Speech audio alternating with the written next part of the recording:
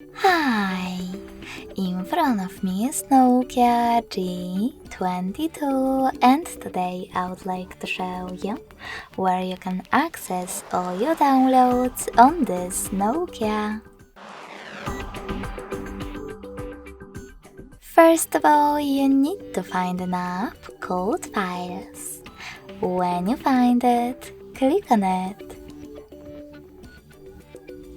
Now tap on Browse at the bottom in the middle and click on Downloads category.